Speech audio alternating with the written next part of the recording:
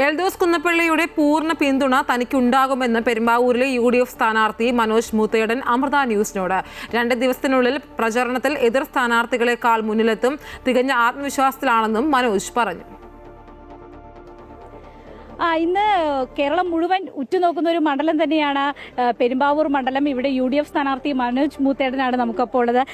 സമയം വളരെ കുറവാണ്, തിരക്കാണ്. പ്രചരണം എങ്ങനെ പോകുന്നു? വളരെ നന്നായി പോകുന്നു. ഞാൻ ഔദ്യോഗികമായി പ്രചരണം ആരംഭിച്ചിട്ടില്ല. മുതിർന്ന നേതാക്കന്മാരെല്ലാം ഒന്ന് പോയി കാണാനുള്ള ശ്രമം നടത്തിക്കൊണ്ടിരിക്കുകയാണ്. അപ്പോൾ അതിനിടയിൽ ഇന്ന് നമ്മുടെ ഈദുൽ ഫിത്തറുമായി ബന്ധപ്പെട്ട അതിന് പ്രാർത്ഥനകളൊക്കെ പള്ളിയിൽ നടക്കുമ്പോൾ അത് കഴിഞ്ഞിട്ടൊന്നും എല്ലാവരും ഒന്ന് കാണാനുള്ള ശ്രമത്തിലാണ്. വലിയ പ്രതീക്ഷയാണ്, ശുഭപ്രതീക്ഷയാണ്, വലിയ ആത്മവിശ്വാസമാണ്. സ്ഥാനാർത്ഥിയായി ഇന്നലെ രാത്രി പ്രഖ്യാപിച്ച സമയം മുതൽ 100 കണക്കിന് ആളുകളാണ് വിളിക്കുന്നത്. അവരെല്ലാം കാത്തിരുന്നൊരു സ്ഥാനാർത്ഥിത്വമാണെന്ന് പറഞ്ഞ് വിളിക്കുന്നു. എല്ലാവരുടെയും അനുഗ്രഹവും പിന്തുണയും സ്നേഹമൊക്കെ നമ്മളോട് അറിയിക്കുന്നു.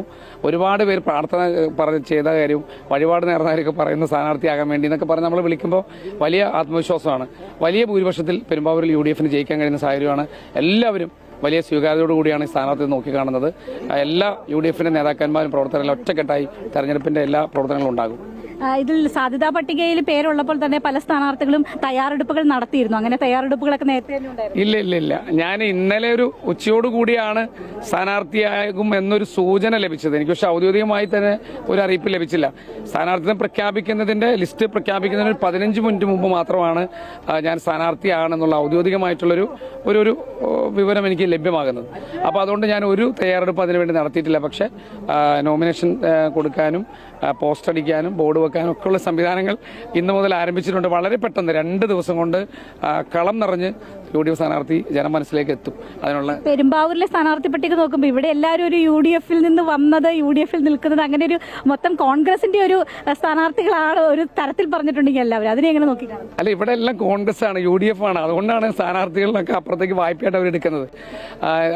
ഒരു സ്വാഭാവികമായിട്ടും മത്സരിക്കുന്ന സ്ഥാനാർത്ഥികളുടെ ഡീമെറിറ്റോ മെറിറ്റോ ഒന്നും ഞാൻ പറയുന്നില്ല. സ്വാഭാവിക ഒരു സൗഹൃദ മത്സരമാണ്, ആരോഗ്യകരമായ മത്സരമാണ്. അപ്പുറത്ത് പോയി മത്സരിക്കുന്ന ആളുകളെയൊക്കെ ജനം വിലയിരുത്തും. കാരണം ഒരു സ്ഥാനത്തിന് വേണ്ടി ഇത്രയും നാളും വിശ്വസിച്ച പ്രസ്ഥാനത്തെ മറികടന്ന് അല്ലെങ്കിൽ അതിനെ ഒറ്റുകൊടുത്ത് അല്ലെങ്കിൽ അതിനെ മാറ്റി അപ്പുറത്ത് പോയി മത്സരിക്കുന്ന ആളുകളെ വിലയിരുത്താൻ കഴിയുന്ന വലിയ പ്രബുദ്ധതയുള്ള ജനമാണ് എല്ലാം. നമുക്കറിയാം, ജനങ്ങളെല്ലാം ഭയങ്കര ബോധവാന്മാരാണ് ഏത് കാര്യത്തെ സംബന്ധിച്ചും. അപ്പോൾ അതുകൊണ്ട് തന്നെ എല്ലാ സ്ഥാനാർത്ഥികളുടെയും യോഗ്യതകളും മെറിറ്റും അവരുടെ ഭാവനാസമ്പന്നതയും അവരുടെ കഴിവുകളൊക്കെ കൃത്യമായിട്ട് ആളുകൾക്ക് ബോധ്യമുണ്ട്. അപ്പോൾ അപ്പുറത്ത് പോയി മത്സരിക്കുന്ന ആളുകൾ അവസരവാദ നിലപാടുകൾ സ്വീകരിച്ച ആളുകളാണെന്നുള്ളത് കൃത്യമായി ജനത്തിന് ബോധ്യമുണ്ട്.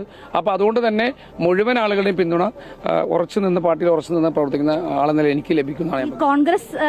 കോൺഗ്രസ് പാരമ്പര്യമുള്ളത് കൊണ്ട് തന്നെ ടൈറ്റ് കുറെ കൂടി വളരെ കടുത്തതാവും? ഇല്ല, വളരെ ഈസിയാണ്. കാരണം ഒരു പ്രയാസമില്ല. കാരണം ഒന്ന്, ഒരു സ്ഥാനാർത്ഥി അപ്പുറത്ത് പോയി മത്സരിക്കുമ്പോൾ സ്വാഭാവികം അവിടെയും പ്രശ്നങ്ങളുണ്ടാകുമല്ലോ. അവിടെ പ്രവർത്തിച്ച് ഒരുപാട് പേര് മാറിയിരിക്കുമ്പോഴല്ലേ ഒരു സ്ഥാനാർത്ഥി അപ്പുറത്ത് പോകുന്നത്, ഇവിടുന്ന് ഒരാൾ അപ്പുറത്ത് പോയി മത്സരിക്കുന്നത്. അപ്പോൾ അതുകൊണ്ട് തന്നെ അതിൻ്റെ അസ്വസ്ഥത അവിടെ ഉണ്ടാകും.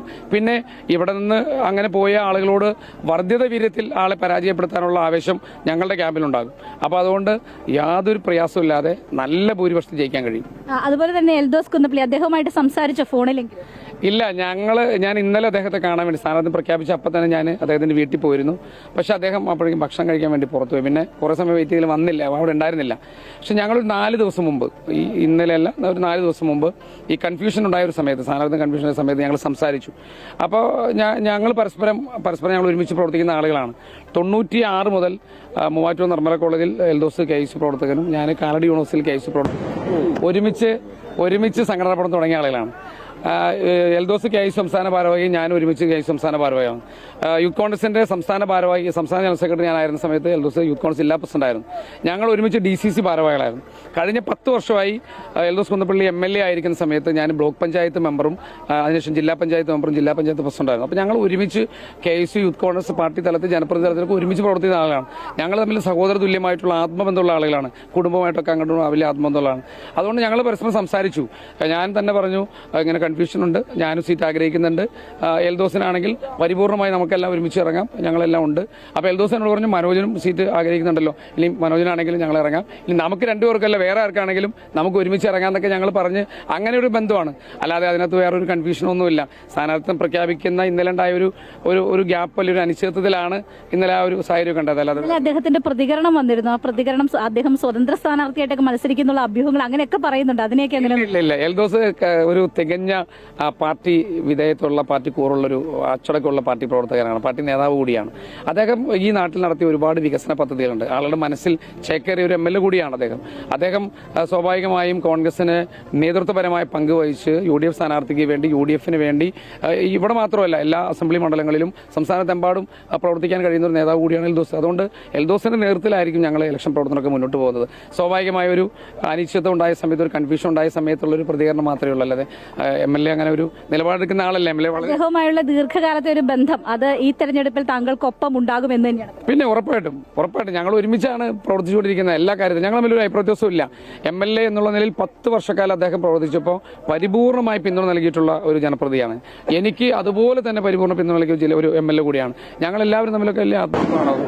അതുപോലെ തന്നെ ഈ ഒരു കുറച്ച് സമയം വൈകിട്ടുണ്ട്, അതൊരു തിരിച്ചടിയാവും, എന്തെങ്കിലും ക്ഷീണം? ഇല്ലില്ല, 2 ദിവസത്തെ ഒരു അനിശ്ചിതത്വമാണ് ഉണ്ടായത്.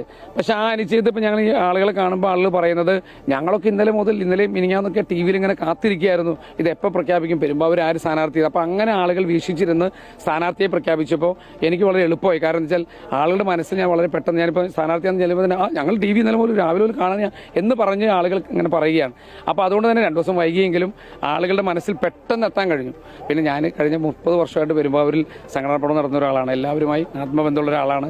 എല്ലാ തരത്തിലും പെരുമ്പാവൂരിൻ്റെ സുഖദുഃഖങ്ങളിൽ കഴിഞ്ഞ 29-30 വർഷമായിട്ട് ഉള്ള ആളാണ് നിലയിൽ എല്ലാവരുടെ മനസ്സിൽ സ്വീകാര്യത ഉണ്ടാകും. ഈ 2 ദിവസം വൈകിയതൊന്നുമില്ല. ഞങ്ങൾ 2 ദിവസം കൊണ്ട് ഓടിക്കയറി ഞങ്ങളൊരു 3 ദിവസം കഴിയുമ്പോൾ എതിർ ക്യാമ്പിനേക്കാൾ മുൻപിലെത്തും. പിന്നെ UDFൻ്റെ തേരോട്ടമായി 9ാം തീയതി ഇലക്ഷൻ കഴിഞ്ഞ്